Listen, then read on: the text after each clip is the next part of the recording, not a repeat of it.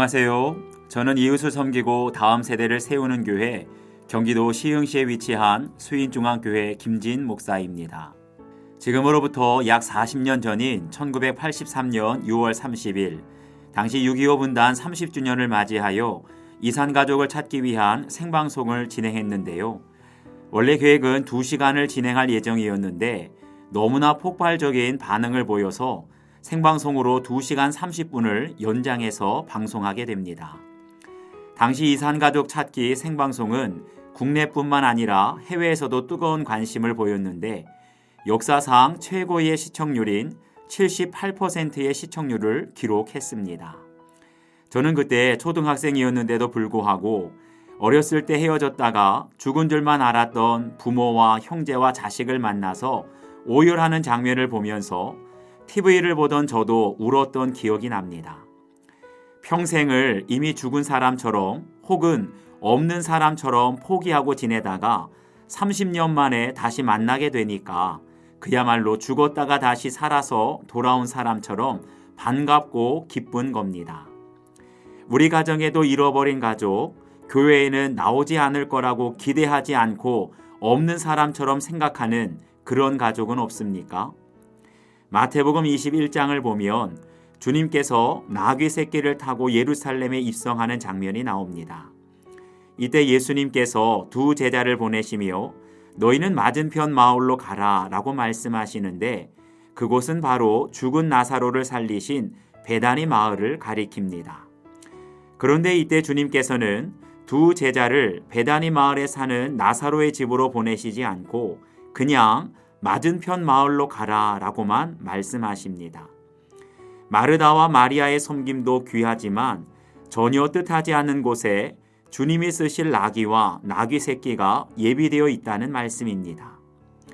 죽었다가 살아나는 신비한 체험을 했다고 해서 반드시 제자가 되는 것도 아니지만 반대로 아무런 기적도 없고 특별한 체험도 없지만 결정적인 순간에 주님께서 쓰시는 사람이 있습니다.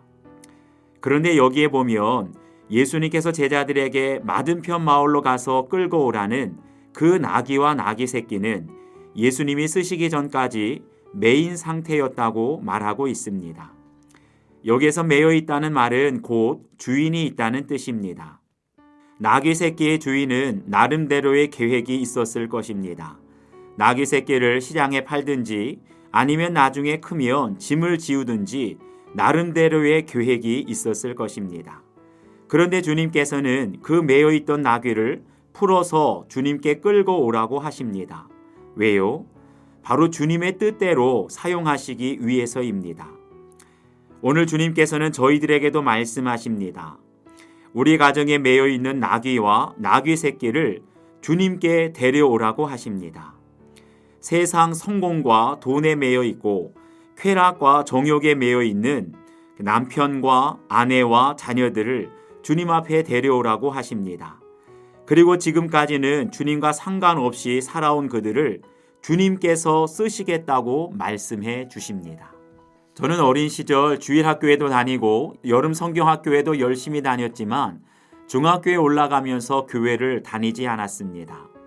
오직 공부와 성적, 돈과 성공에 매인 인생이 되다 보니까 형님도 누님도 저를 전도하려고 했었지만 그 말이 제 귀에 들어오지 않았습니다. 게다가 당시 제 주위에 교회 다니는 친구들의 모습이 그다지 좋게 보이지 않았습니다.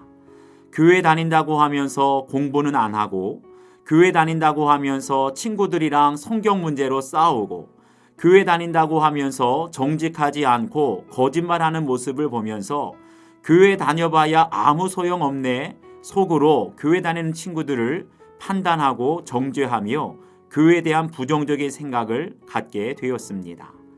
그러다가 제가 고등학교 2학년 때 사춘기를 심하게 겪으면서 방황하게 되었는데 그 당시 친구의 말 한마디, 나랑 같이 우리 교회 가지 않을래?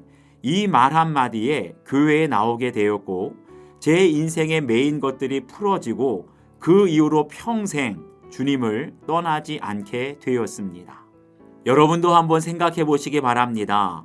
내가 끌고 와야 할 메인 나귀와 나귀 새끼는 누구입니까? 과연 그들이 매여 있는 것은 무엇인지 생각해 보시기 바랍니다. 저는 경기도 시흥시에 위치한 수인중앙교회 김진 목사입니다.